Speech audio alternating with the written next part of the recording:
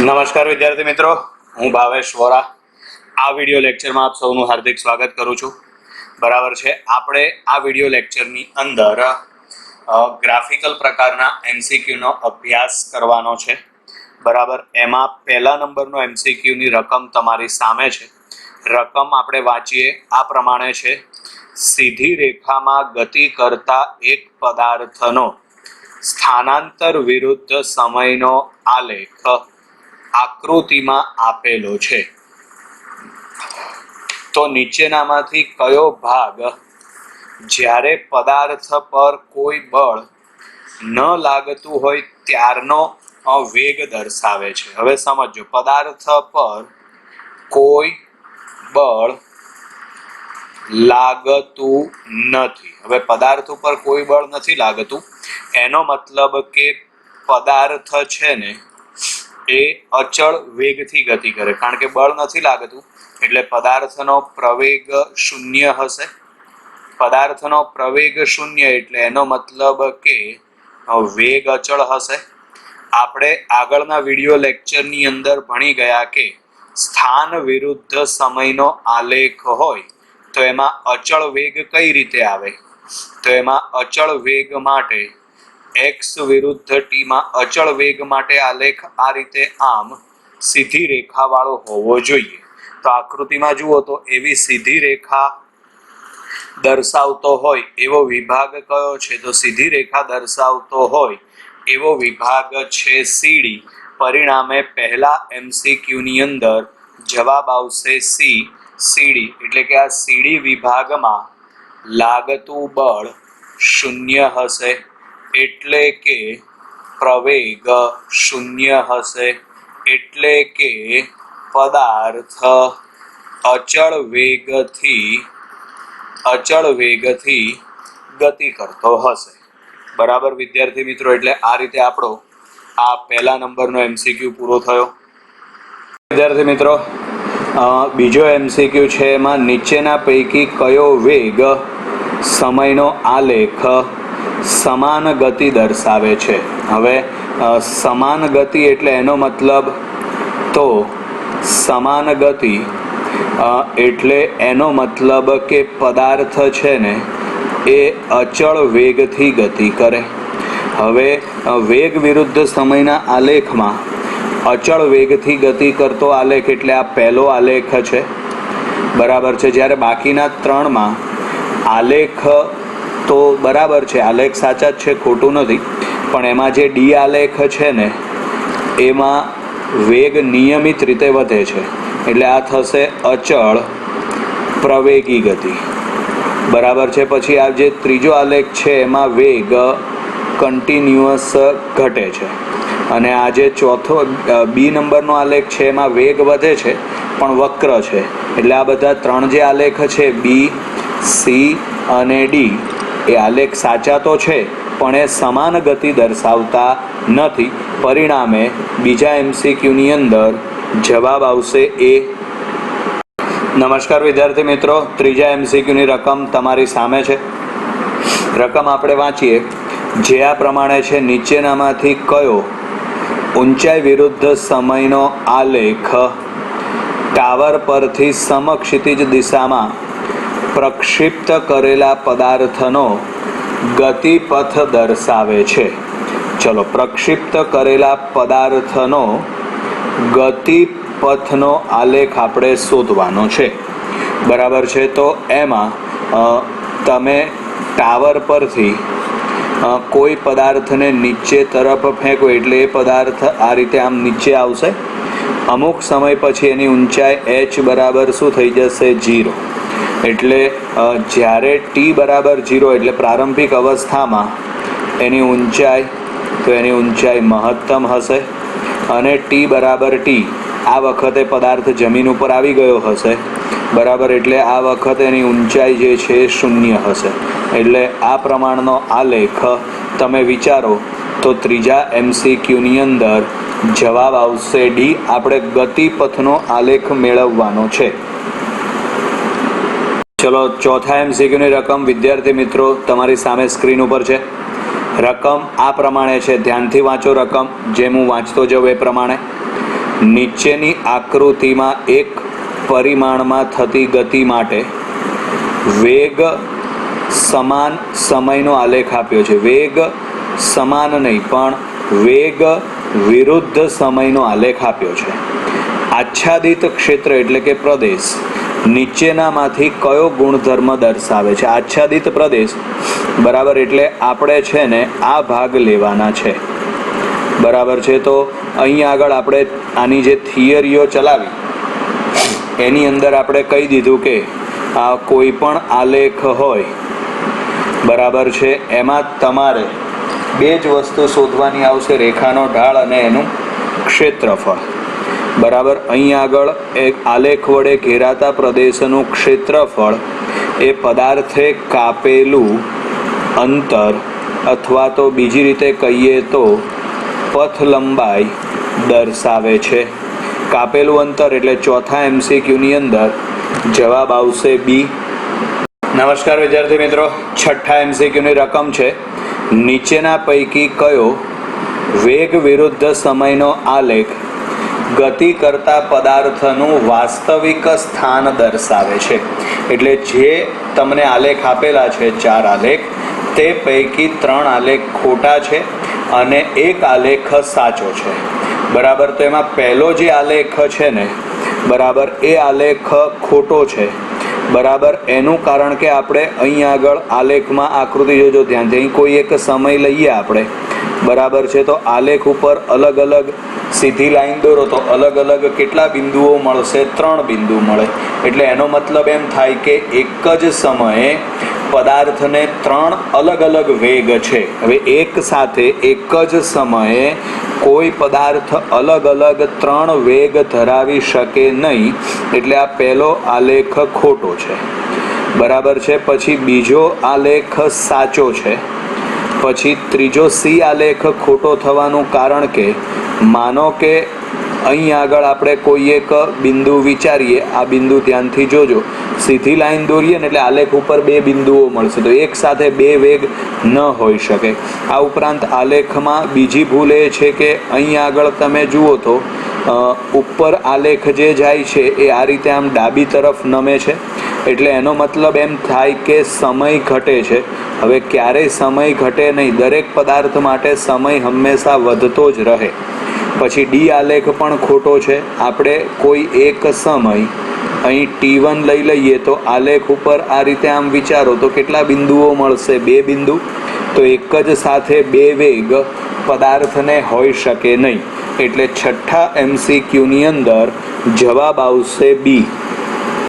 ચલો 7મા MCQમાં છે આકૃતિમાં એક કણનો ગતિમાર્ગ દર્શાવેલ છે. ધ્યાન રાખજો, કણનો ગતિમાર્ગ દર્શાવેલ છે. એ બિંદુના યામ છે 0,2. આલેખમાં એ બિંદુ અહીં આકૃતિમાં દર્શાવું છું, આ બિંદુ થશે. તો બીજા કયા બિંદુના યામ આગળ તેની તાત્ક્ષણિક વેગ અને સરેરાશ વેગ એક સમાન થશે? બરાબર છે. તો એના માટે આજે એ બિંદુ છે જેના યામ 0,2 છે ત્યાં તમે એક રેખા દોરી દો. બરાબર છે. હવે આવી જ રેખા ઉપર આપણને અહીં આગળ મળશે, જુઓ ધ્યાનથી. બરાબર. તો આ બિંદુ માટે એનો એક્સયામ કેટલો આવશે? 5 અને વાયયામ કેટલો આવશે? 3. તો એક્સયામ 5 અને વાયયામ 3 એટલે 7મા MCQની અંદર જવાબ આવશે બી. અને આમ પણ આની સિવાયના તમે કોઈ પણ બિંદુ વિચારો તો એ બિંદુ છે ને આલેખ પ્રમાણે સેટ થતા જ નથી. બરાબર છે. એટલે 7મા MCQની અંદર જવાબ આવશે બી. ચલો 8મા MCQની રકમ તમારી સામે છે વિદ્યાર્થી મિત્રો. એક બોલને અમુક ઊંચાઈ પરથી કાચની સપાટી પર છોડવામાં આવે છે.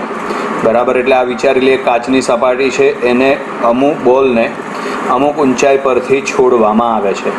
તે પ્રારંભિક સ્થાને સ્થિતિસ્થાપક રીતે પાછો ટકરાય. એટલે આ દડાને તમે છોડી દો એટલે આ દડો છે ને એ નીચે આવશે.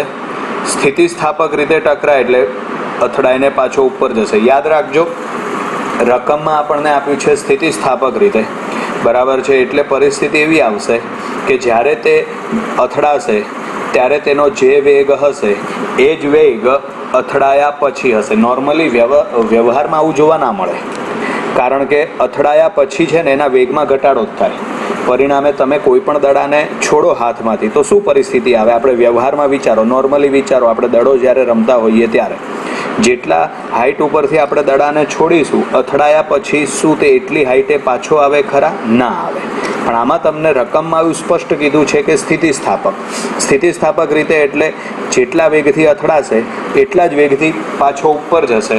પરિણામે આપણે જેટલી ઊંચાઈએથી એને છોડ્યો હશે એટલી ઊંચાઈએથી પાછો આવશે. એટલે આ રીતની એની ગતિ થશે સતત. બરાબર છે? ચલો, તો હવે અહીં વિચારો આપણે તો એને આપણે પડતો મૂકીએ છીએ. બરાબર છે? છોડવામાં આવે છે એટલે એનો મતલબ કે એનો પ્રારંભિક વેગ છે 0. તો આમાં જે આલેખ દર્શાવેલા છે એમાં પ્રારંભિક વેગ 0 હોય એવો કોઈ એક જવાબ આવશે. તો એવો કોઈ એક જવાબ એટલે A, C અને D. ચલો, આ બી આલેખ નીકળી ગયો. પછી પદાર્થ નીચે આવે છે.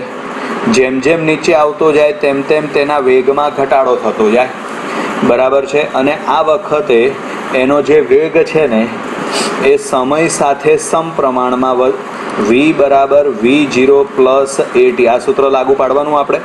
તેમાં v બરાબર શું આવશે? gt. કારણ કે v0 એનો પ્રારંભિક વેગ 0 લેવાનો થશે. એટલે કે આ વખતે v ચલે છે t, બંને સમપ્રમાણ. એટલે સમપ્રમાણનો જે આલેખ હોય એ આવે. તો A, C અને D માં જે D આલેખ છે એ સમપ્રમાણનો નથી એટલે D આલેખ નીકળી જશે. ચલો, હવે દડો છે ને નીચે જમીન સાથે અથડાયા પછી કઈ બાજુ જશે? ઉપર. પણ આ વખતે એના વેગની જે દિશા છે ને, બરાબર છે, એ દિશા બદલાઈ જશે. એટલે સમજો અહીં આગળ તમે ધારો કે આ વેગને આપણે ધન ગણીએ છીએ, તો આ વેગને આપણે છે ને ઋણ ગણવો પડે. કારણ કે એના વેગની દિશા છે ને ઉલટાઈ જાય છે. બરાબર છે? એટલે અથડાયા પછી એનો જે વેગ છે એ ઋણ થઈ જશે, એનો વેગ છે એ માઇનસ થઈ જશે. એ પ્રમાણે તમે વિચારો તો એ આલેખ પણ ખોટો. પરિણામે 8મા MCQની અંદર જવાબ આવશે C. બરાબર? નમસ્કાર વિદ્યાર્થી મિત્રો, 9મા MCQની રકમ છે.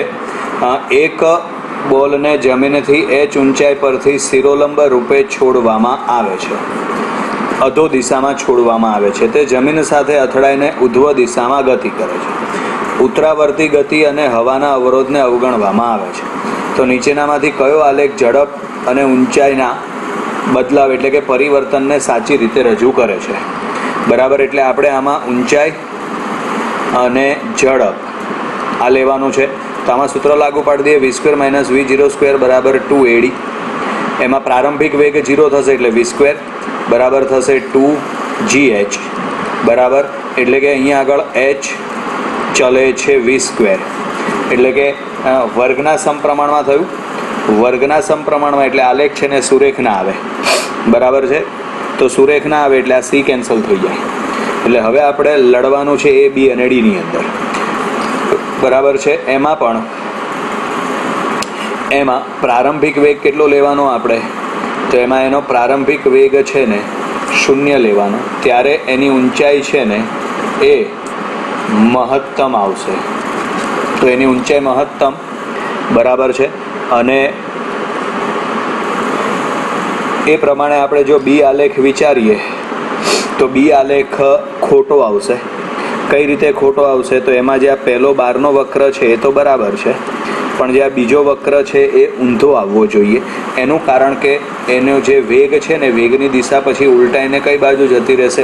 ઉપર જશે ને એટલે એની એચમાં, એની ઊંચાઈમાં શું થશે? વધારો થશે. જ્યારે બી આલેખ છે ને એમાં નીચેનો જે આલેખ છે ને, નાનો આલેખ, એ પણ એવું દર્શાવે છે કે ઊંચાઈ ઘટે છે. બંને વખતે ઊંચાઈ ના ઘટે, એક વખતે ઊંચાઈ વધે અને બીજી વખતે ઊંચાઈ ઘટવી જોઈએ. બરાબર છે? એટલે એ પ્રમાણે તમારે જવાબ સેટ થશે D. જુઓ, ઉપરનો જે મોટો વક્ર છે ને આ, એમાં h ઘટે છે અને સામે v વધે છે. અથડાયા પછી દડો ઉપર જશે અને જ્યારે દડો અથડાશે ત્યારે તે અમુક ટકા વેગ ગુમાવશે. એટલે એનો વેગ છે, એની ઝડપ જે છે ઓછી થઈ જશે. એટલે આ ઘટી ગઈ. આલેખ જોજો ધ્યાનથી, D આલેખ. બરાબર છે. અને પછી હવે તે ઉપર તરફ ગતિ કરશે. ઉપર તરફ ગતિ કરે એટલે જેમ જેમ ઉપર જાય તેમ તેમ વેગમાં ઘટાડો થાય. બરાબર, એટલે આ MCQની અંદર જવાબ આવશે ડી. અહીં આગળ આપણે આ 9મા નંબરનો MCQ પૂરો થયો. નમસ્કાર વિદ્યાર્થી મિત્રો, 10મા MCQમાં છે એક પદાર્થનો પ્રવેગ એ વિરુદ્ધ સમય ટીનો આલેખ આકૃતિમાં દર્શાવેલો છે. આ મેં રાઉન્ડ કરી દીધું. નીચેનામાંથી કયો આલેખ આ પદાર્થ માટે વેગ વિરુદ્ધ સમયનો આલેખ દર્શાવે છે? તો જે સૌથી પહેલા રકમમાં આલેખ આપેલો છે આપણને પ્રવેગ એ વિરુદ્ધ સમય ટીનો, એ આલેખ હું અહીં દોરી નાખું છું. ચલો, આ આલેખ આપણે દોરી નાખ્યો. બરાબર છે. એમાં જે આ પહેલો આલેખ છે આમાં, તો આનો મતલબ એમ થાય કે પદાર્થ છે ને એ અચળ પ્રવેગી ગતિ કરે છે. પછી નીચેનો આ જે આલેખ છે એનો મતલબ કે ત્યાં પ્રવેગ શૂન્ય છે. બરાબર, પ્રવેગ શૂન્ય એટલે એનો મતલબ કે આટલા સમય સુધી પદાર્થ છે ને એ અચળ વેગથી ગતિ કરે છે. જ્યારે ઉપરની બાજુએ પણ પદાર્થ છે ને એ અચળ પ્રવેગી ગતિ કરે. અચળ પ્રવેગી ગતિ કરે એટલે વેગ વધે. એવી જ રીતે આગળ પણ અચળ પ્રવેગી ગતિ કરે એટલે વેગમાં શું થશે? વધારો, વેગ વધે. બરાબર છે. તો એ પ્રમાણે આપણે આલેખ જોઈએ તો 10મા MCQની અંદર જવાબ આવશે સી. આ વેગ વિરુદ્ધ સમય ટીનો આલેખ છે. શરૂઆતમાં અહીં જુઓ તો પ્રવેગી ગતિ, અચળ પ્રવેગી ગતિ એટલે વેગમાં નિયમિત રીતે વધારો થાય. ત્યાર પછી અહીં આગળ તો આ અવસ્થામાં વેગ અચળ છે એટલે પ્રવેગ શૂન્ય છે. પછી જે ત્રીજો ભાગ છે એમાં પણ અચળ પ્રવેગી ગતિ છે એટલે કે વેગમાં વધારો થશે. બરાબર, એટલે આમ 10મા નંબરના MCQની અંદર જવાબ આવશે સી.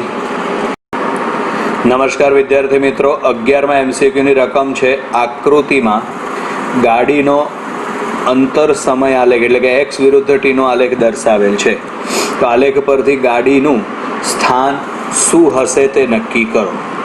બરાબર છે, એટલે આ કયા પ્રકારની ગતિ હશે ને એ આપણે નક્કી કરવાની છે. તો આલેખ હું પહેલાં દોરી દઉં છું. એક્સ વિરુદ્ધ ટીનો આલેખ છે. એ આલેખ આપણને આ રીતે આમ વક્ર મળે છે. બરાબર છે. હવે આપણે આમાં શું કહેવાય, સ્થાન સમય સાથે વધે છે એટલે પદાર્થ સ્થિર તો નથી. બીજી વસ્તુ સમાન ગતિ પણ નથી એટલે બી અને એ નીકળી જાય. બરાબર છે. હવે આગળ નક્કી કરવા માટે આપણે આલેખ ઉપર છે ને 3-4 બિંદુઓ લઈ લઈએ. બરાબર છે. આ દરેક બિંદુ પાસે સ્પર્શક દોરવામાં આવે. બરાબર, જો સ્પર્શક દોરવામાં આવે તો આપણને એમ ખબર પડશે કે થીટાનું મૂલ્ય છે ને ક્રમશઃ વધે છે. જો થીટાનું મૂલ્ય ક્રમશઃ વધે તો આપણે આગળના થિયરીમાં ભણી ગયા છીએ ટેન થીટા વધે. બરાબર, અહીં ટેન થીટા એ શું દર્શાવે છે?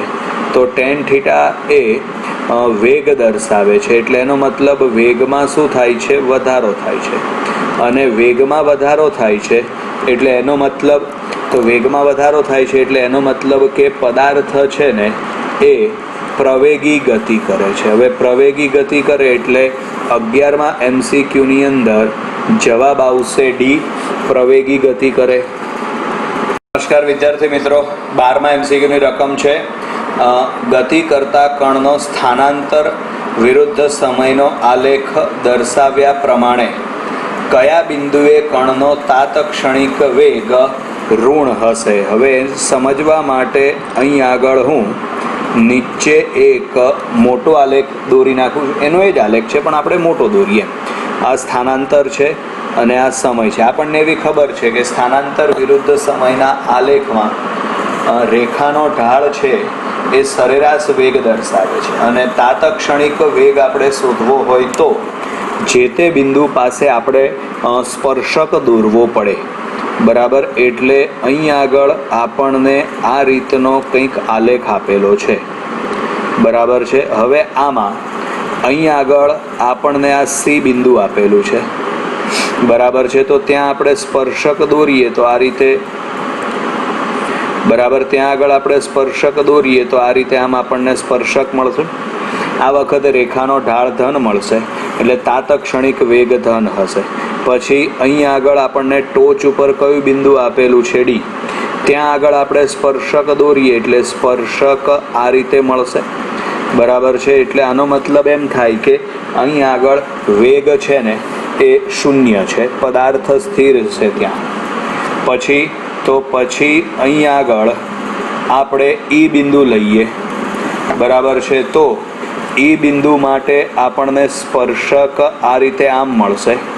બરાબર. એટલે કે સ્પર્શકનો વેગ છે ને, સ્પર્શકનો ઢાળ છે ને એ ઋણ મળશે અને સ્પર્શકનો ઢાળ ઋણ છે, પરિણામે એનો વેગ પણ એટલે કે ઈ બિંદુ પાસે તાતક્ષણિક વેગ પણ ઋણ હશે. બરાબર.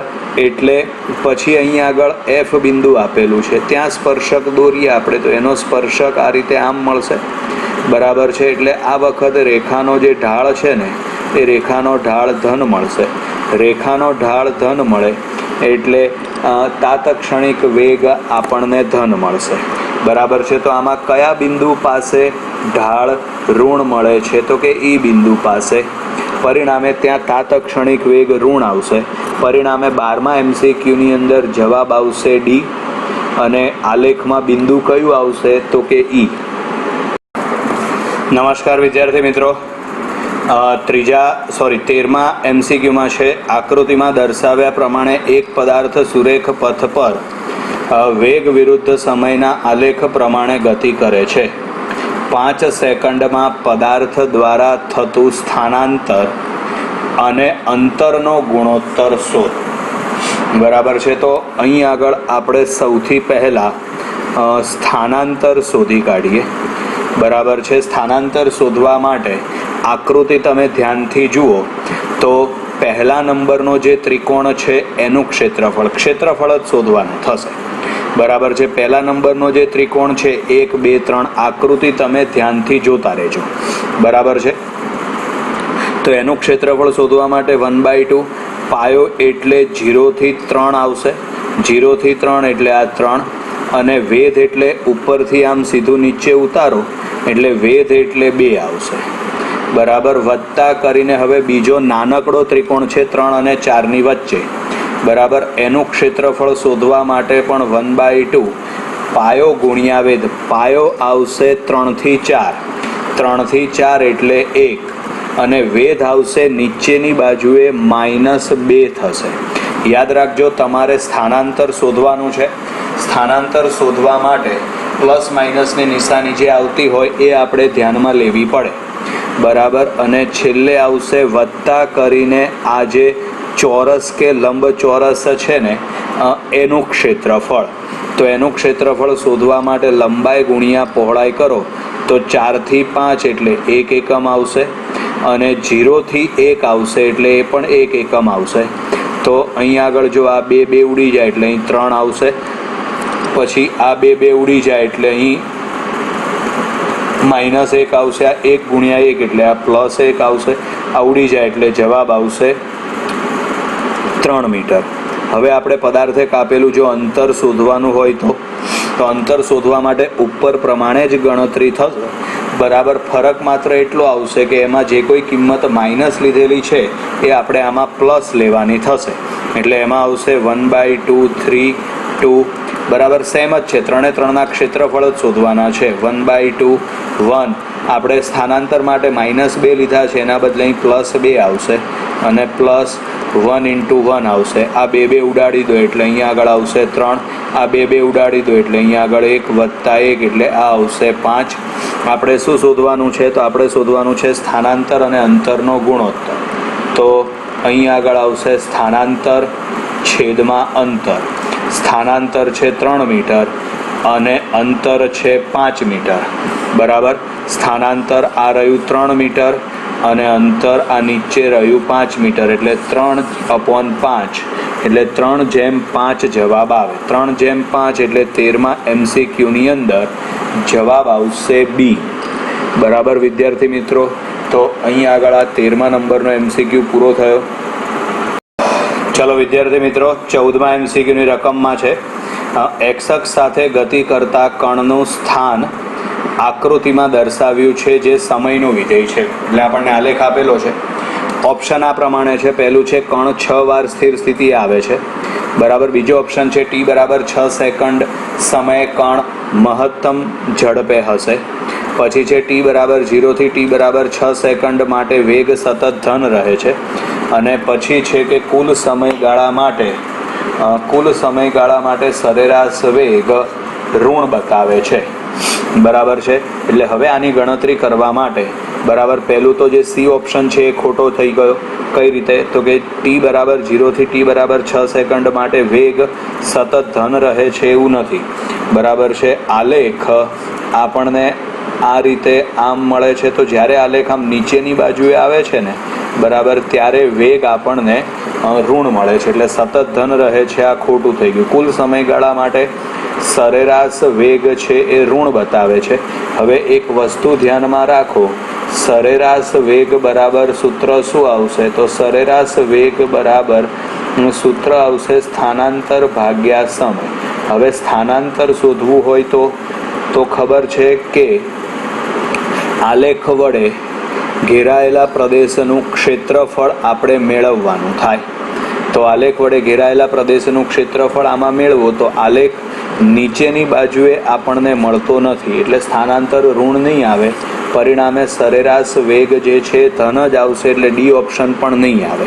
હવે એ અને સી, તો એમાં વિચારો, કણ 6 વાર સ્થિર સ્થિતિ આવે છે. તો યાદ રાખવાનું, જેટલી વખત કણના વેગની દિશા બદલાશે ને, બરાબર છે, એટલી વખત કણ સ્થિર અવસ્થામાં આવશે, બરાબર છે. તો અહીં આગળ આપણે ટપકા કરતા જઈએ તો ખબર પડે. જો અહીં નીચે એક ટપકું કર્યું એટલે આ પહેલી વખત, પછી આ બીજી વખત, આ ત્રીજી વખત, ચોથી વખત, 4 સેકન્ડે 5મી વખત, અને અહીં આગળ આ 6ઠ્ઠી વખત, બરાબર. એટલે કે કણ છે ને એ 6 વાર સ્થિર સ્થિતિ આવે છે. પરિણામે 14મા એમસીક્યુની અંદર જવાબ આવશે એ. ચલો નમસ્કાર વિદ્યાર્થી મિત્રો, 15મા એમસીક્યુમાં છે આકૃતિ દર્શાવે છે કે કણનું એક્સ અક્ષની દિશામાં થતું સ્થાનાંતર એ સમયનું વિધેય છે. આ પ્રદેશમાં કણનો પ્રવેગ શૂન્ય હોય છે. એટલે કયા વિભાગમાં કણનો પ્રવેગ શૂન્ય છે? એક વસ્તુ ધ્યાનમાં રાખવાની, જ્યારે પ્રવેગ શૂન્ય હશે ને, બરાબર, જ્યારે પ્રવેગ શૂન્ય હશે ને, બરાબર છે, ત્યારે કણ છે ને એ અચળ વેગથી ગતિ કરે છે તેમ કહેવાય. ગતિ તો કરે છે પણ અચળ વેગથી ગતિ કરે છે. હવે જો સ્થાનાંતર વિરુદ્ધ સમયનો જે આલેખ હોય, બરાબર છે, એમાં જો કણ અચળ વેગથી ગતિ કરતો હોય, બરાબર છે, તો એનો આલેખ દોરો તો એનો આલેખ આ રીતની આમ સ્ટ્રેટ લાઈન આવે, બરાબર છે. તો આપણે આ જે આલેખ આકૃતિમાં આપેલો છે ને, એમાં સ્ટ્રેટ લાઈન, સીધી લાઈન કયા વિભાગમાં આવે છે એ જોઈ લઈએ. તો સીધી લાઈન છે ને 2 વિભાગમાં આવે છે. એક આવે AB વિભાગમાં અને બીજું છે આ CD વિભાગમાં. એટલે કે AB વિભાગમાં અને CD વિભાગમાં આ બંને વિભાગ દરમિયાન છે ને કણ અચળ વેગથી ગતિ કરે છે. અને અચળ વેગથી ગતિ કરે એટલે એનો પ્રવેગ છે ને એ શૂન્ય છે, બરાબર છે. એટલે AB અને બીજું કયું આવશે? CD. એટલે આમાં જવાબ આવશે 1 અને 3. 1 અને 3 એટલે કે બી ઓપ્શન આ એમસીક્યુમાં સાચો પડશે. નમસ્કાર વિદ્યાર્થી મિત્રો, 16મા એમસીક્યુમાં છે એક બોલને ઉધ્વ દિશામાં ફેંકવામાં આવે છે તો નીચેનામાંથી કયો આલેખ બોલની ગતિ દરમિયાન તેના વેગ વિરુદ્ધ સમયનો યોગ્ય આલેખ છે? હવે યાદ રાખજો, વેગ વિરુદ્ધ સમયનો યોગ્ય આલેખ આપેલો છે, એટલે વેગ છે ને એ ઋણ પણ હોઈ શકે છે, બરાબર. ચલો તો હવે અહીં આગળ આપણે વિચારીએ. ઉધ્વ દિશામાં તમે એક બોલને ફેંકો એટલે પ્રારંભમાં એનો વેગ છે ને એ મહત્તમ, જેમ ઉપર જાય ને તેમ તેમ તેના વેગમાં શું થશે? તો તેમ તેમ તેના વેગમાં ઘટાડો થશે, બરાબર છે. એટલે આની અંદર આપણે જોઈએ ને તો જો આ સી આલેખ અને આ ડી આલેખ તો પહેલેથી જ નીકળી જાય છે. એનું કારણ કે અહીં આગળ આપણે વિચારીએ તો ટી સમય કોઈ પણ લઈએ અને જો આમ સીધી લાઈન દોરી દઈએ તો આપણને કેટલા બિંદુઓ મળે છે? 2 બિંદુઓ મળે છે. એનો મતલબ એમ થાય કે એક જ સમયે કણને 2 વેગ હશે. એવી જ રીતે બી આલેખમાં પણ સેમ કન્ડિશન છે. અહીં કોઈ એક બિંદુ લો નામ સીધી લાઈન દોરો તો આલેખ ઉપર કેટલા બિંદુઓ મળે છે? 2. એનો મતલબ કે કોઈ એક સમયે કણને 2 વેગ છે. બરાબર, એ પણ શક્ય નથી. તો હવે બાકી વધે છે એ અને ડી. બરાબર છે. તો એમાં જેમ જેમ ઉપર જતો જાય તેમ તેમ તેના વેગમાં ઘટાડો થતો જાય. તો શરૂઆતમાં ઘટાડો બંને આલેખમાં એટલે કે એ અને ડી બંને આલેખમાં દર્શાવે છે. પણ ત્યાર પછી પદાર્થ છે ને એ આમ ગતિ કરીને નીચેની બાજુએ આવશે. તો જ્યારે મહત્તમ ઊંચાઈએ પહોંચે ત્યારે તેનો વેગ કેટલો હશે? 0. આ વખતે હવે છે ને કણ નીચેની બાજુએ આવશે. નીચેની બાજુએ આવે એટલે એનો વેગ છે ને વધે. બરાબર છે. પણ આ વખતે જે વેગ છે ને એ પહેલાં કરતાં કઈ દિશામાં હશે? વિરુદ્ધ દિશામાં. પરિણામે આ વખતે તમારે વેગ છે ને એ ઋણ લેવો પડે, વેગ એ માઇનસ લેવો પડે. પરિણામે એ પ્રમાણે વિચારો તો 16મા MCQની અંદર આ ડી ઓપ્શન સેટ થાય છે આપણે. નમસ્કાર વિદ્યાર્થી મિત્રો, 17મા MCQની રકમ તમારી સામે છે. એક પદાર્થ પૃથ્વીની સપાટી પરથી ઉધ્વ શિરોલંબ દિશામાં પ્રક્ષેપણ કરે તો વેગ વિરુદ્ધ સમયનો આલેખ શું હશે? હવે આ 17મો MCQ છે ને, બરાબર, એ મૂળ 16મા MCQ જેવો જ છે જે આપણે આગળ ભણી ગયા. બરાબર છે. તમારે કોની વિરુદ્ધ? તો કે વેગ વિરુદ્ધ સમયનો આલેખ મેળવવાનો છે. કઈ બાજુ પદાર્થને ફેંકવાનો છે? શિરોલંબ ઉપર તરફ. એટલે કે પ્રારંભમાં વેગ વધારે હશે, જેમ જેમ ઉપર જાય તેમ તેમ તેના વેગમાં શું થશે? ઘટાડો. બરાબર છે. એટલે જેનો વેગ પ્રારંભમાં 0 છે, બરાબર, એ આલેખ તો આની અંદર આવશે જ નહીં. એ આલેખ નહીં આવે એટલે એ અને ડી 2 નીકળી ગયા. હવે ખાલી બી અને સી વચ્ચે જ. તો પદાર્થ ઉપર જાય તેમ તેમ તેના વેગમાં ઘટાડો થાય ને પછી પદાર્થ છે એ નીચેની બાજુએ આવે. બરાબર છે. નીચેની બાજુ આવે એટલે એના વેગમાં વધારો થાય. પણ આ વખતે એના વેગની દિશા છે ને એ પહેલાં કરતાં વિરુદ્ધ હશે. બરાબર છે. પરિણામે જો ઉપર તરફનો વેગ આપણે ધન સ્વીકારીએ તો નીચે તરફનો વેગ આપણે ઋણ લેવો પડે. બરાબર છે. એટલે એ પ્રમાણે વિચારો તો 17મા MCQની અંદર જવાબ આવશે બી. નમસ્કાર વિદ્યાર્થી મિત્રો, 18મા MCQમાં છે નીચે આપેલ આકૃતિ વેગ વિરુદ્ધ સમયનો વક્ર દર્શાવેલ છે. આ આલેખમાંથી કેટલા ઉપયોગી છે એ આપણે શોધી કાઢવાના છે. એટલે ટૂંકમાં ખોટા હોય ને એ આપણે કહેવાના થાય. બરાબર. તો એમાં જુઓ, પહેલા આલેખમાં કોઈ ભૂલ નથી, હોઈ શકે આવો આલેખ. બીજા આલેખમાં પણ કોઈ ભૂલ નથી. ત્રીજા આલેખમાં ભૂલ છે. કયા વિભાગમાં? તો આ વખતે છેલ્લા વિભાગમાં. એટલે અહીં આગળ કંઈક ભૂલ આપણને દેખાય છે. બરાબર છે. શું દેખાય છે? તો કે આલેખ આમ સ્ટ્રેટ લાઈન છે. બરાબર છે. એટલે એનો મતલબ એમ થાય કે આ વખતે થીટા બરાબર છે ને એ 0 થઈ જશે. એટલે તમે વિચારો ને તો આ વખતે પ્રવેગ છે ને, બરાબર, એ આપણને ઇન્ફિનિટિવ મળે. હવે પ્રવેગ ઇન્ફિનિટિવ એટલે સી આલેખ શક્ય નથી. બરાબર. ડી આલેખમાં પણ કોઈ ભૂલ નથી. એટલે એ, બી અને ડી. બરાબર. એટલે આમાં વિચારો ને તો આ જે પહેલો ઓપ્શન છે એમાં એ, બી અને અહીં આગળ ડી લખવાનું ભૂલાઈ ગયું છે. એટલે 18મા MCQની અંદર જવાબ આવશે એ. નમસ્કાર વિદ્યાર્થી મિત્રો, 19મા MCQની રકમ છે 3 જુદા જુદા દળ M1, M2 અને M3 ધરાવતા પદાર્થને એક સમાન સ્થિત બિંદુ O થી 3 જુદા જુદા ઘર્ષણ રહિત માર્ગે મુક્ત પતન કરાવવામાં આવે છે. ત્રણેય પદાર્થને જમીન પર પહોંચવા માટે ઝડપનો ગુણોત્તર શું હશે? બરાબર છે. આમાં ગુણોત્તર m1 m2 m3ના સ્વરૂપમાં એમાં જ આપેલો છે. તો આપણે અચળ પ્રવેગી રેખીય ગતિના 3 સમીકરણ લાગુ પાડીએ. v² - v02 બરાબર 2ad, પછી છે v બરાબર v0 પ્લસ at, પછી છે d બરાબર v0t પ્લસ 1/2at². આ 3 સમીકરણમાં કોઈ પણ જગ્યાએ પદાર્થનું દળ m આવતું નથી, એટલે કે આ 3 સમીકરણ દળ m થી સ્વતંત્ર છે, એટલે કે દળ m ઉપર આધાર રાખતા નથી. પરિણામે શેના ઉપર આધાર રાખે? તો h ઊંચાઈ ઉપર એ આધાર રાખશે. 3 માટે ઊંચાઈ સરખી છે. પરિણામે 3 પદાર્થ જ્યારે તળિયે પહોંચે ત્યારે અથવા તો નીચે આવે ત્યારે 3ની ઝડપ સરખી હશે. પરિણામે જો એનો ગુણોત્તર મેળવવામાં આવે તો આપણને 1:1:1 જવાબ મળે, એટલે કે 19મા MCQમાં જવાબ આવશે C. ચલો નમસ્કાર વિદ્યાર્થી મિત્રો, 20મા નંબરનો MCQ છે. એમાં x અક્ષ પર ગતિ કરતા બે પદાર્થનો સ્થાનાંતર વિરુદ્ધ સમયનો આલેખ આકૃતિમાં દર્શાવ્યા મુજબ છે. પદાર્થ 1 માટે અને પદાર્થ 2 માટે. તો પછી આપણે ઓપ્શન નક્કી કરવાના છે. તો આપણે પહેલાં છે ને અહીં આગળ આલેખ દોરી દઈએ. તો પહેલો આલેખ આ રીતે આમ આપણને મળે છે.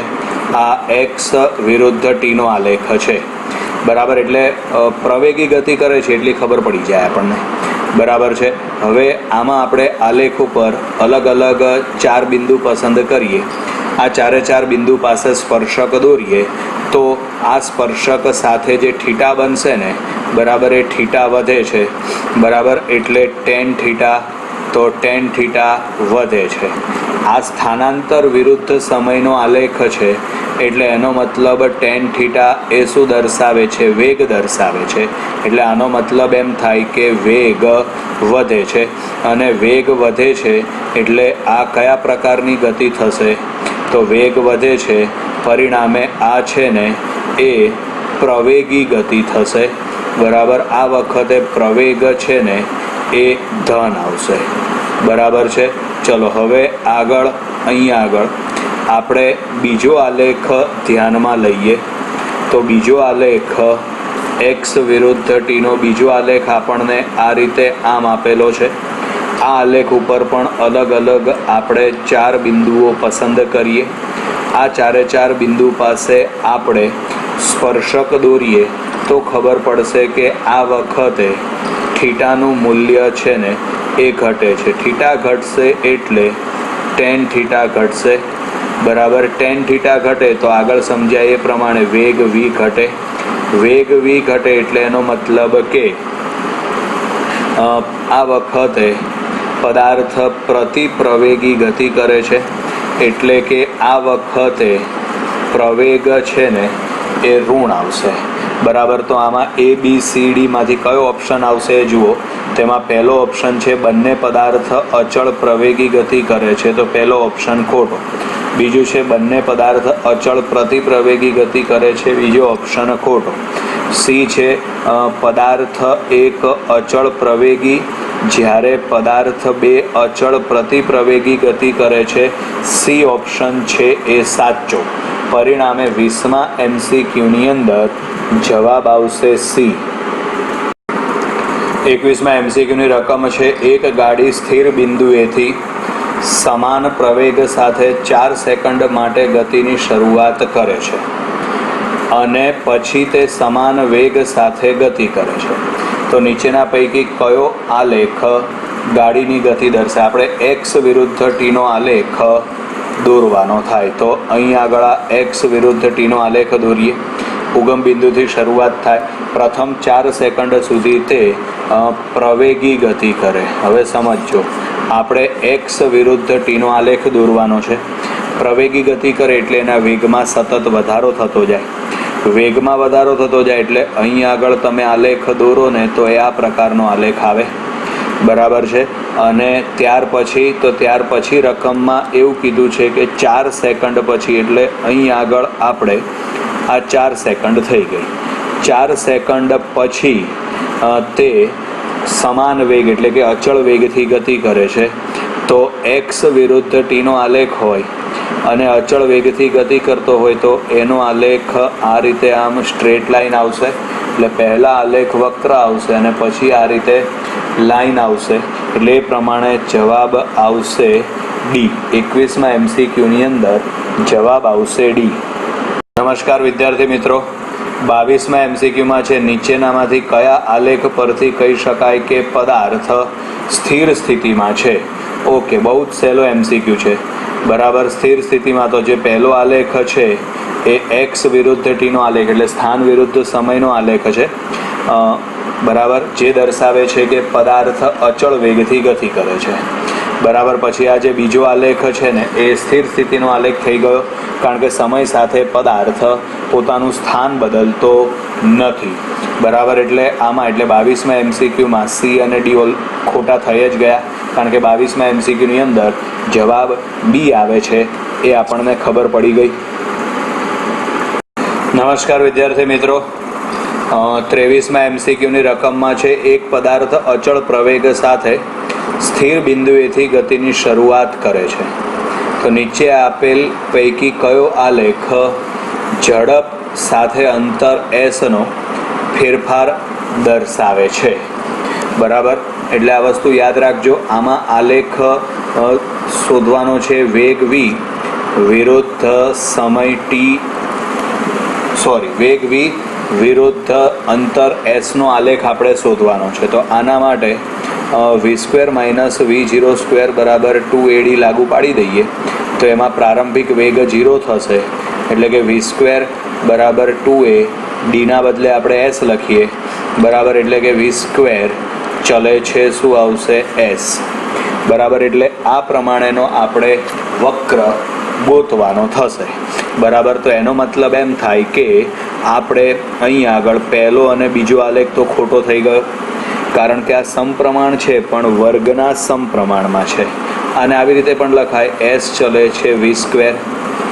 બરાબર, એટલે સમપ્રમાણનો આલેખ આવશે નહીં. હવે આના માટે એક કોષ્ટક બનાવીએ. vની કિંમત 1 હોય તો આપણને sની કિંમત કેટલી મળશે 1. હવે માનો કે vની કિંમત 2 હોય તો sની કિંમત આપણને 4 મળે. પછી vની કિંમત 3 હોય, બરાબર, તો sની કિંમત આપણને 9 મળે. આ જે કોષ્ટક બનાવ્યું ને, બરાબર છે, એ બધી કિંમત અહીં મૂકતા જાવ ને એટલે ખબર પડતી જાય આપણને. બરાબર, એટલે વેગ v કરતાં છે ને sનું મૂલ્ય છે ને, બરાબર, એ ઝડપથી વધે છે. બરાબર, તો વેગ v કરતાં sનું મૂલ્ય ઝડપથી વધે છે, એટલે 23મા MCQની અંદર જવાબ આવશે C. બરાબર, એટલે આમ 23મો MCQ અહીં આગળ પૂરો થયો. ચલો, નમસ્કાર વિદ્યાર્થી મિત્રો, 24મા MCQની રકમ છે એક પદાર્થ t બરાબર 0 સમયે 0 સ્થિર બિંદુએ છે, તે અચળ પ્રવેગ સાથે ધન x અક્ષની દિશામાં ગતિ કરવાની શરૂઆત કરે છે. તે જ ક્ષણે બીજો પદાર્થ ધન x અક્ષની દિશામાં અચળ ઝડપે ગતિ કરે છે. t સમય પછી પ્રથમ પદાર્થનું સ્થાન x(t1) જ્યારે બીજા પદાર્થનું સ્થાન x(t2) થી આપી શકાય છે. તો નીચેના પૈકી કયો આલેખ શક્ય છે એ શોધવાનું છે. બરાબર, બે પદાર્થ છે, પહેલો પદાર્થ અને બીજો પદાર્થ. બરાબર છે, પહેલો પદાર્થ છે ને એ અચળ પ્રવેગી ગતિ કરે છે. બરાબર છે, એનો આપણે પ્રારંભિક વેગ 0 લેવાનો થશે. બરાબર, અને આપણે પછી x1 કિંમત શોધવાની થાય, એટલે આના વેગમાં છે ને ક્રમશઃ એટલે કે ધીમે ધીમે વધારો થશે, અને વેગ વધતો જશે તેમ x1નું મૂલ્ય પણ ક્રમશઃ વધતું જશે. સામે બીજો પદાર્થ છે ને એ અચળ વેગથી ગતિ કરે છે. પરિણામે એના દ્વારા કપાતું અંતર x2 એટલે પરિસ્થિતિ એવી આવશે કે શરૂઆતમાં છે ને આ બીજો પદાર્થ આગળ નીકળી જશે, કારણ કે અચળ વેગથી ગતિ કરે છે. પરિણામે શરૂઆતમાં તમે લાવો x1 - x2 તો શરૂઆતમાં x2 વધારે હશે એટલે આનો જવાબ છે ને એ ઋણ મળશે. બરાબર છે. પછી દરેક ચોક્કસ સમયગાળા માટે તમે ગણતરી કરો તો x2નું મૂલ્ય તો દરેક વખતે એ જ આવવાનું છે ચોક્કસ સમયગાળા માટે. એનું કારણ કે બીજો પદાર્થ તો અચળ વેગથી ગતિ કરે છે. બરાબર. અહીં આગળ પહેલો પદાર્થ છે ને એ પ્રવેગી ગતિ કરે છે. પરિણામે દરેક અલગ અલગ સમયગાળા માટે x1ના મૂલ્યમાં ક્રમશઃ વધારો થાય છે. બરાબર. એટલે પરિસ્થિતિ એવી આવશે કે ધીમે ધીમે જેમ જેમ x1નું મૂલ્ય વધતું જશે ને તેમ તેમ આ બાદબાકી છે ને બરાબર એ ધીમે ઋણમાંથી ધન તરફ આવી જશે. બરાબર. એટલે એ પ્રમાણે આપણે વિચારીએ તો 24મા MCQની અંદર જવાબ આવશે બી, શરૂઆતમાં ઋણ અને ત્યાર પછી આલેખ આપણને ધન તરફ એટલે કે ઉપર તરફ મળશે. આમ અહીં આગળ આ 24મા નંબરનો MCQ પૂરો થયો. નમસ્કાર વિદ્યાર્થી મિત્રો, 25મા MCQની રકમમાં છે સુરેખ પથ પર ગતિ કરતા કણનો સ્થાનાંતર x અને સમય t નો આલેખ આકૃતિમાં દર્શાવ્યો છે. એમાં છે OA, AB, BC અને CD અંતરાલ માટે દરમિયાન કણનો પ્રવેગ કેટલો હશે. બરાબર છે. તો આપણે બધા આલેખ અલગ અલગ જોઈએ તો પહેલો વક્ર છે OA વક્ર. બરાબર છે. OA વક્ર માટે આપણે આલેખ સમજીએ તો આ વક્રમાં આપણે અલગ અલગ 4 બિંદુઓ લઈએ. બરાબર. 2 કે 3 કે 4 જેટલા લેવા હોય એટલા લઈ શકાય. બરાબર છે. એટલે આ દરમિયાન આપણને એવી ખબર પડશે કે વેગમાં એટલે આપણને ઢાળ છે ને એ ઋણ મળશે. OA વિભાગ દરમિયાન આપણે 2 કે 3 4 બિંદુઓ લઈએ અને પછી જો એનો ઢાળ મેળવવામાં આવે તો આ ઢાળ છે ને એ આપણને ઋણ મળે છે. એટલે કે આ વખતે વેગ ઋણ થયો. બરાબર છે. એટલે અહીં આગળ પ્રવેગ પણ આપણને ઋણ મળશે. બરાબર છે. પછી AB દરમિયાન પદાર્થ સ્થિર છે એટલે પ્રવેગ 0 આવશે. BC દરમિયાન રેખાનો ઢાળ વધતો જશે. રેખાનો ઢાળ વધતો જાય. બરાબર છે. એટલે વેગ છે ને વધતો જશે એટલે પ્રવેગ છે ને એ આપણને ધન મળશે. બરાબર છે. ફરીથી સમજીએ. માનો કે આ આપણને આલેખ આપ્યો છે. આલેખ આ રીતે આમ પેલો વક્ર છે. બરાબર છે. અહીં આપણે 3-4 બિંદુઓ લઈ લઈએ અને જો એનો ઢાળ મેળવવામાં આવે બરાબર છે તો એ ઢાળ ક્રમશઃ ઘટે. અથવા તો બીજી રીતે વિચારીએ તો સ્પર્શક દોરીને જો થીટા મેળવો તો થીટા ક્રમશઃ ઘટે. એટલે એનો મતલબ કે વેગ છે ને એ ક્રમશઃ ઘટે. વેગ ઘટે ને એટલે પ્રવેગ છે ને એ ઋણ આવશે. ત્યાર પછીનો જે બીજો આલેખ છે AB વક્રમાં આમ સ્ટ્રેટ લાઈન છે એટલે એનો મતલબ કે પદાર્થ સ્થિર અવસ્થામાં છે.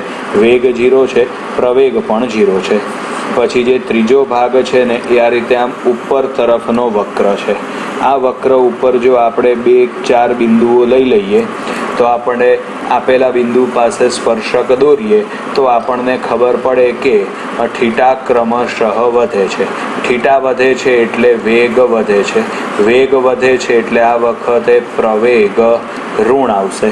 બરાબર. અને છેલ્લો વિભાગ છે એમાં CD વક્ર ત્યાં આપણને આપેલો છે.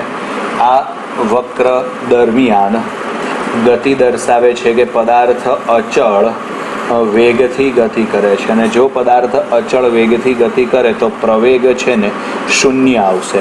એટલે આલેખમાંથી તમે ઓપ્શનમાંથી તમે એવું ઓપ્શન શોધી કાઢો કે AB અને CD દરમિયાન 0 હોય, તો AB અને CD દરમિયાન 0 એટલે B અથવા તો D ઓપ્શન આવશે. એટલે A અને C ઓપ્શન નીકળી ગયા. હવે એમાં OA વિભાગ દરમિયાન, તો પ્રારંભમાં OA વિભાગ દરમિયાન પ્રવેગ ઋણ છે, તો બંનેમાં પ્રવેગ ઋણ પ્રારંભમાં આપેલો જ છે. AB વિભાગ દરમિયાન વેગ શૂન્ય છે, પ્રવેગ શૂન્ય છે, તો AB વિભાગમાં પ્રવેગ શૂન્ય આપેલો જ છે. એટલે હવે કયો ઓપ્શન સેટ થશે એનો આધાર BC ની સંજ્ઞા ઉપર છે. BC એટલે ત્રીજો વક્ર. આલેખમાં BC વિભાગ એટલે ત્રીજો વિભાગ થશે, એટલે આ વિચારવાનું થાય. બરાબર છે. તો આ વખતે વેગ વધે છે, બરાબર, એટલે પ્રવેગ છે ને ધન આવશે. પ્રવેગ ધન એટલે 25મા MCQની અંદર જવાબ આવશે B ફોર બોમ્બે. નમસ્કાર વિદ્યાર્થી મિત્રો, 26મા MCQની રકમ છે T સમયમાં સુરેખ રેખા પર ગતિ કરતા પદાર્થે કાપેલ અંતર. તો પદાર્થે કાપેલું અંતર x ચલે છે t³ ના સમપ્રમાણમાં છે, તો પદાર્થની ગતિ માટે પ્રવેગનો આલેખ શું હશે? તો પ્રવેગનો આલેખ શોધવા માટે અહીં આગળ x બરાબર k t³ લખાય. સૌથી પહેલાં પ્રવેગ શોધી કાઢો.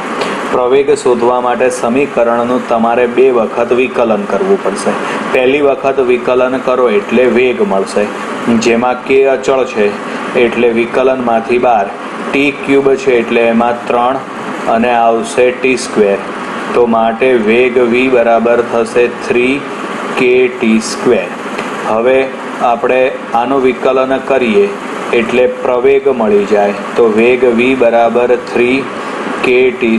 ચલો પ્રવેગ શોધવા માટે વિકલન કરો. તો પ્રવેગ a બરાબર, આમાં 3k અચળ છે, વિકલનમાંથી 12, t²નું વિકલન, તો t²નું વિકલન થશે 2t. બરાબર. તો માટે પ્રવેગ a બરાબર 3 દુ 6kT. તો માટે પ્રવેગ a ચલે છે t થઈ ગયું. પ્રવેગ a ચલે છે t એટલે એનો મતલબ કે પ્રવેગ અને સમય એકબીજાના સમપ્રમાણમાં છે. તો પ્રવેગ અને સમય એકબીજાના સમપ્રમાણમાં હોય એવો દર્શાવતો આલેખ, એટલે આમાં D જવાબ આવશે. 26મા MCQમાં D જવાબ આવશે. જેમ સમય વધે તેમ પ્રવેગ વધે, પણ બંને સમપ્રમાણમાં છે એટલે બંને એક સાથે એક સરખી રીતે વધે. પરિણામે 26મા MCQમાં જવાબ આવશે D. નમસ્કાર વિદ્યાર્થી મિત્રો, 27મા MCQની રકમ તમારી સામે છે, જેમાં છે એક કણ સ્થિર સ્થિતિમાંથી ગતિમાં આવે છે. જો તેનો પ્રવેગ વિરુદ્ધ સમયનો આલેખ દર્શાવ્યા મુજબ હોય તો કણની મહત્તમ ઝડપ.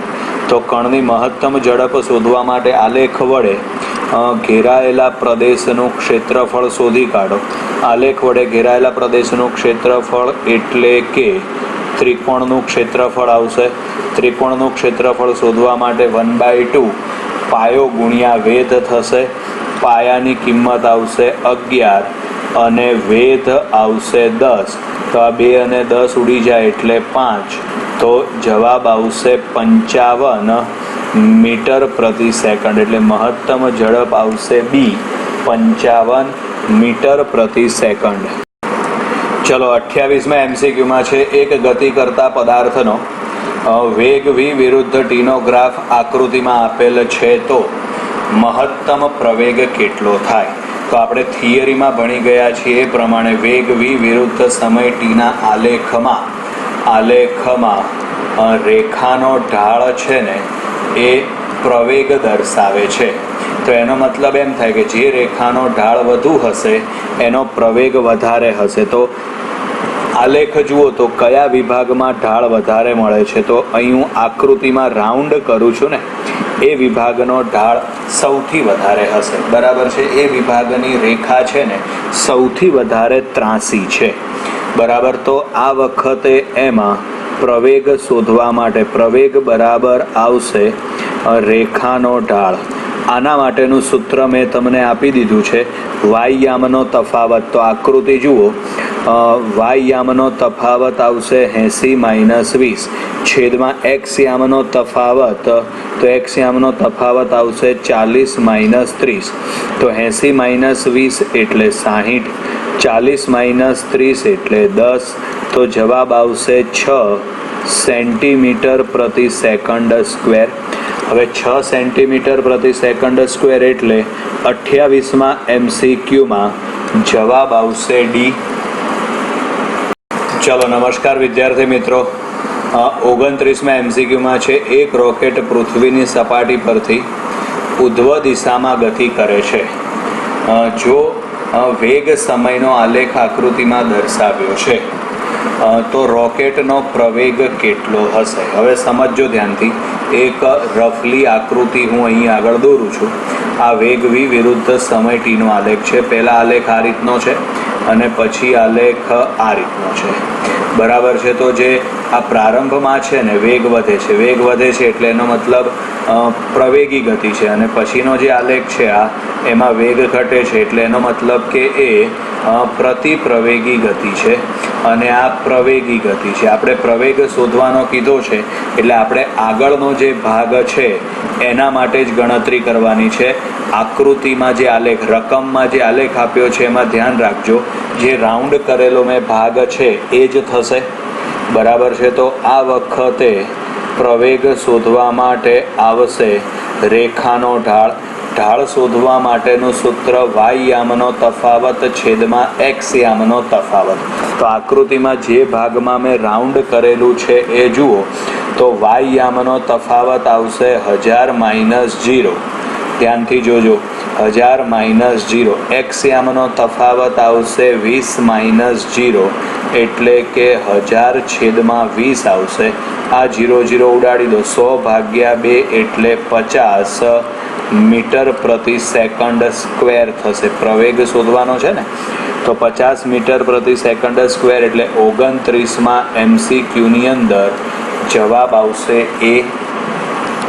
વિદ્યાર્થી મિત્રો, 30મા MCQમાં છે, એક રોકેટ પૃથ્વીની સપાટી પરથી ઉધ્વ દિશામાં ગતિ કરે છે, જેનો વેગ સમયનો આલેખ આકૃતિમાં દર્શાવ્યો છે. તો રોકેટની મહત્તમ ઊંચાઈ પ્રાપ્ત કરે તે રોકેટનો સરેરાશ વેગ કેટલો હશે? આ જ આલેખવાળો MCQ 29મા નંબરનો MCQ છે. એટલે કોઈ પણ વિદ્યાર્થી એવું ના સમજે કે આ MCQ ફરીથી રિપીટ થયેલો છે. ના, એવું નથી. બંને MCQ અલગ અલગ જ છે. બરાબર. આપણે 30મા MCQની વાત કરીએ તો આપણે અહીં આગળ લખી નાખીએ. શું શોધવાનું છે આપણે? તો આપણે શોધવાનું છે સરેરાશ વેગ. સરેરાશ વેગનું સૂત્ર શું થશે વિદ્યાર્થી મિત્રો? યાદ કરો તો એ થશે સ્થાનાંતર ભાગ્યા સમય.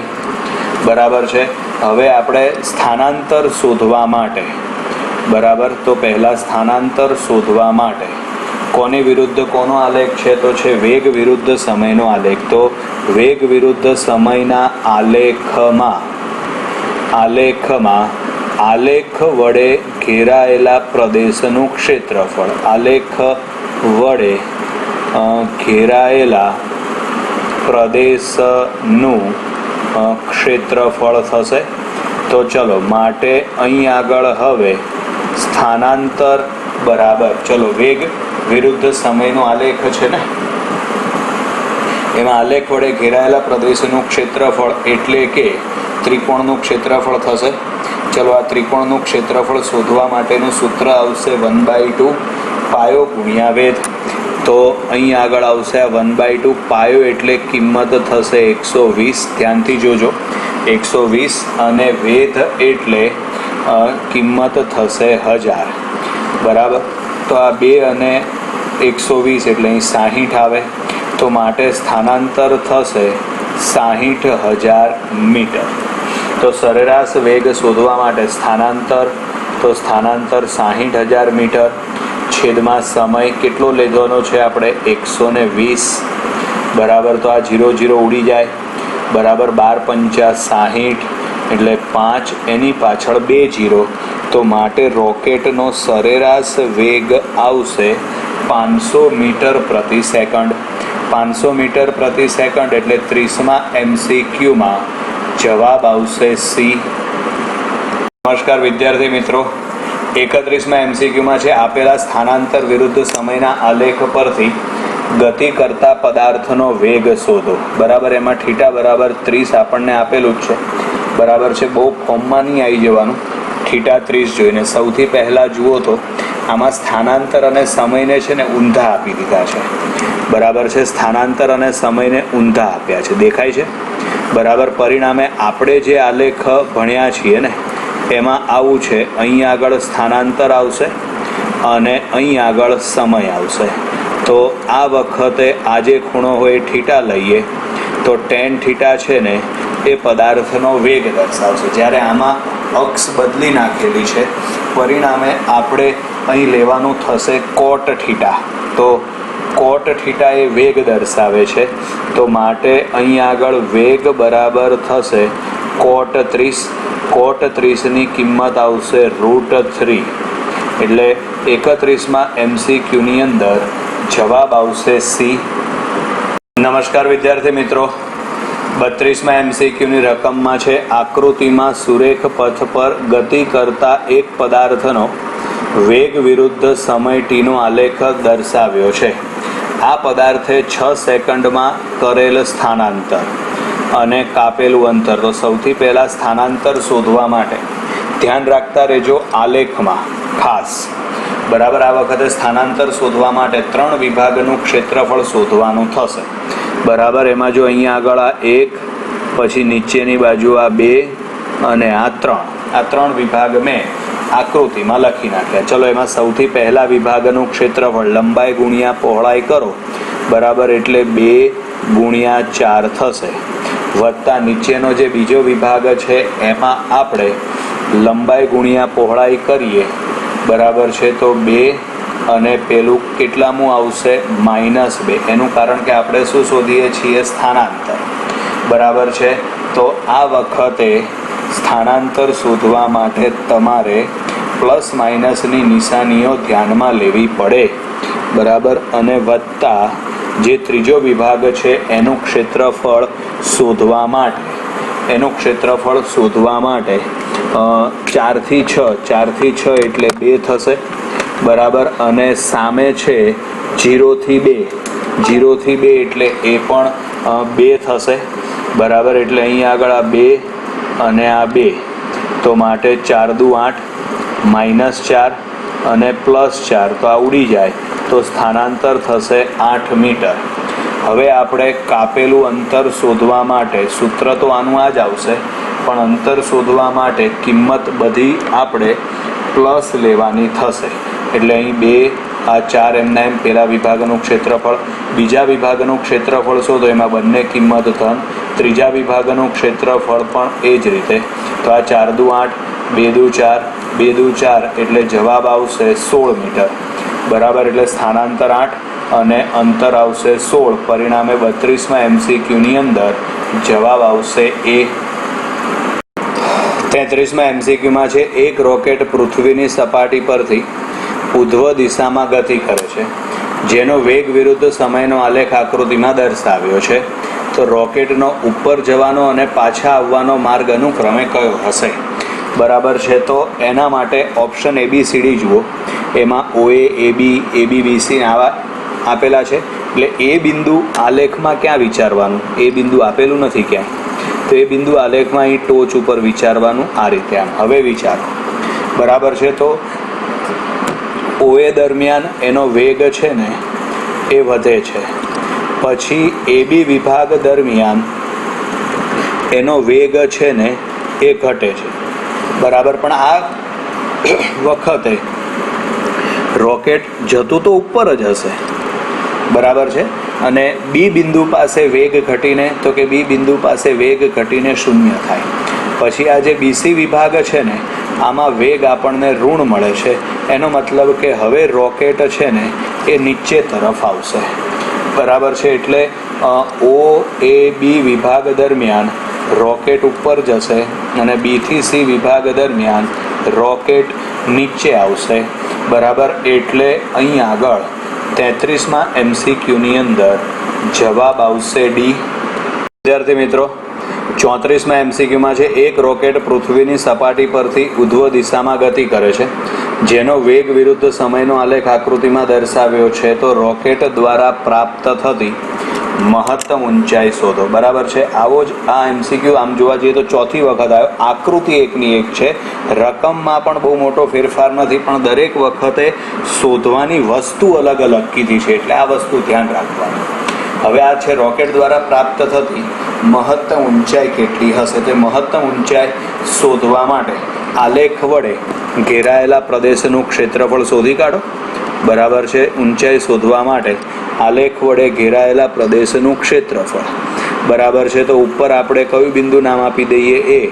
તો આવશે ત્રિકોણ ઓ એ બીનું ક્ષેત્રફળ. ચલો, ત્રિકોણ ઓ એ બીનું ક્ષેત્રફળ એટલે કે 1/2 પાયો. તો એમાં પાયો આવશે ઓબી. ઓબી એટલે કિંમત આવશે 120 અને વેધ, તો વેધ આપણે ગણો તો ઉપરથી નીચે તરફ આ 1000 આવશે. આકૃતિ જોજો ધ્યાનથી.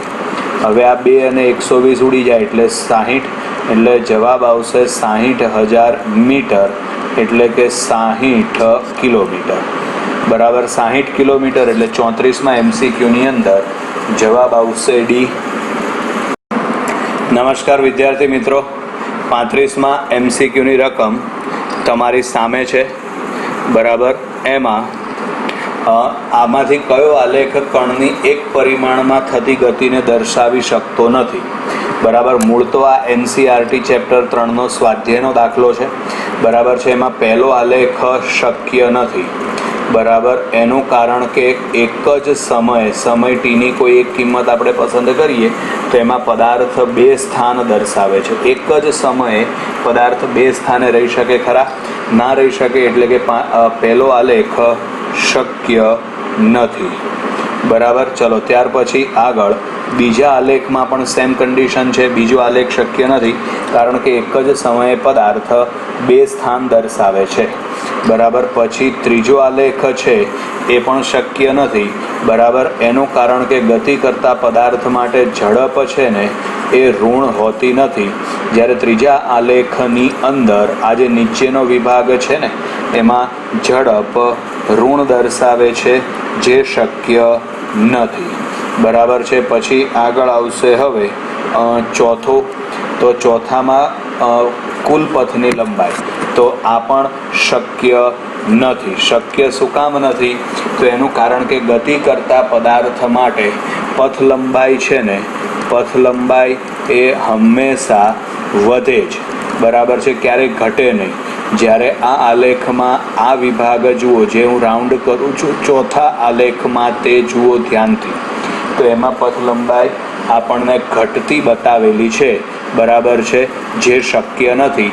એટલે કે 35માં MCQની અંદર જેટલા પણ આલેખ આપેલા છે એમાંથી કોઈ વસ્તુ, કોઈ પણ આલેખ શક્ય નથી. એટલે જવાબ આવશે આમાં ડી. 1, 2, 3, 4. 4માંથી એક પણ આલેખ શક્ય નથી. નમસ્કાર વિદ્યાર્થી મિત્રો, 36મો MCQ છે. એમાં એક રોકેટ પૃથ્વીની સપાટી પરથી ઉધ્વ દિશામાં ગતિ કરે છે, જેનો વેગ વિરુદ્ધ સમયનો આલેખ આકૃતિમાં દર્શાવ્યો છે. તો રોકેટનો પ્રતિ પ્રવેગ કેટલો હશે? આ આલેખને લગતો આ 5મો MCQ છે. આલેખ જોઈને તમે નક્કી કરો તો તમને એમ જ લાગે કે બધા પ્રશ્નો એકના એક જ છે, બધા MCQ એકના એક જ છે, પણ દરેક વખતે અલગ અલગ વસ્તુ પૂછેલી છે. તમને પૂછેલું છે આમાં રોકેટનો પ્રતિ પ્રવેગ. તો હું આલેખ પહેલાં અહીં દોરી નાખું. બરાબર છે. આ રીતે આમ અને પછી આ રીતે આમ આલેખ છે. પ્રતિ પ્રવેગ એટલે વેગમાં ઘટાડો થશે. તો આ આલેખ દરમિયાન આપણે પ્રતિ પ્રવેગ શોધવાનો થશે. બરાબર છે. તો એ શોધવા માટે આપણે આ વિભાગમાં એટલે આલેખમાં અહીં દર્શાવી દઈએ તો આ વિભાગમાં આપણે રેખાનો ઢાળ શોધી કાઢીએ. તો ઢાળ શોધવા માટે વાય યામનો તફાવત છેદમાં શું આવશે? એક્સ યામનો તફાવત. ચલો વાય યામનો તફાવત શોધવા માટે તો વાય યામનો તફાવત આવશે 1000. બરાબર છે. વાય યામનો તફાવત આવશે 1000 થી 0 એટલે 0 - 1000 અને પછી વાય યામનો તફાવત તમે વિચારો તો આવશે 120 - 20 એટલે આ -1000 છેદમાં આવશે 100 એટલે આ બે મીંડા ઉડાડી દો તો જવાબ આવશે -10 મીટર પ્રતિ સેકન્ડ સ્ક્વેર એટલે પ્રતિ પ્રવેગ આવશે ડી 10 મીટર પ્રતિ સેકન્ડ સ્ક્વેર. નમસ્કાર વિદ્યાર્થી મિત્રો, 38માં MCQમાં છે એક કણ સ્થિર બિંદુએથી ગતિ કરવાની શરૂઆત કરે છે. t બરાબર 0 સમયે તેનો પ્રવેગ 5 મીટર પ્રતિ સેકન્ડ સ્ક્વેર છે. તે સમય સાથે બદલાય છે. તો આકૃતિમાં બતાવેલ કણની મહત્તમ ઝડપ, તો અહીં આગળ મહત્તમ ઝડપ શોધવા માટે કોનો આલેખ છે? પ્રવેગ વિરુદ્ધ સમયનો આલેખ. તો આ પ્રવેગ વિરુદ્ધ સમયના આલેખમાં આલેખ વડે ઘેરાયેલા પ્રદેશનું ક્ષેત્રફળ એ આપણને વેગ દર્શાવે છે અથવા તો ઝડપ દર્શાવે છે. એટલે આલેખ વડે ઘેરાયેલા પ્રદેશનું ક્ષેત્રફળ 1/2 પાયો ગુણ્યા વેધ. પાયાની કિંમત આવશે 6, વેધની કિંમત આવશે 5.